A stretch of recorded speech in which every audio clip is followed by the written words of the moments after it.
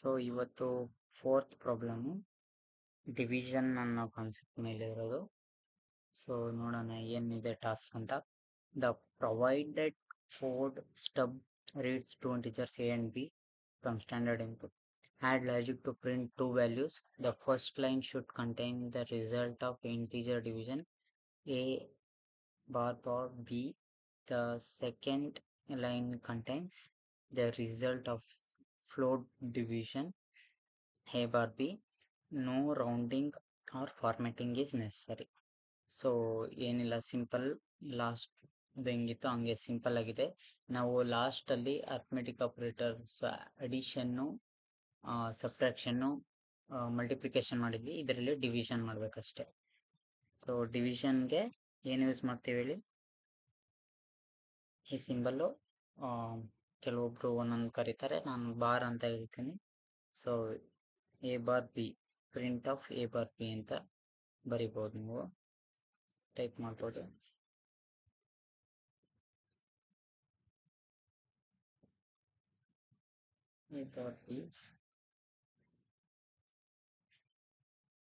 Next ಇನ್ನೇನು ಕೊಟ್ಟಿದ್ದಾರೆ? Flow division ಮಾಡೋಕೆ ಹೇಳಿದ್ದಾರೆ. ಫ್ಲೋ ಡಿವಿಷನ್ಗೆ ಡಬಲ್ ಬಾರ್. ಫ್ಲೋ ಡಿವಿಷನ್ ಏನಪ್ಪಾ ಅಂತಂದ್ರೆ, ಸೊ ನಾವೀಗ ಯಾವುದೇ ನಂಬರ್ನ ಡಿವೈಡ್ ಮಾಡಿದ್ರು ಕೆಲವೊಂದೇನೋ ಡಿವೈಡ್ ಆಗ್ತವೆ, ಇನ್ನ ಕೆಲವೊಂದು ಡಿವೈಡ್ ಆಗಲ್ಲ. ಫಾರ್ ಎಕ್ಸಾಂಪಲ್, ಈಗ ಮತ್ತೆ ಪದೇ ಪದೇ ಬರ್ತಾನೆ ಇರ್ತವೆ, ಅದೇ ನಂಬರ್ಸ್ ರಿಪೀಟ್ ಆಗ್ತಿರ್ತವೆ. ಈಗ 0.6666, ಈ 1.4444. ಸೊ ಲೈಕ್ ದಟ್ ಅದೇ ಥರ ಬೇರೆ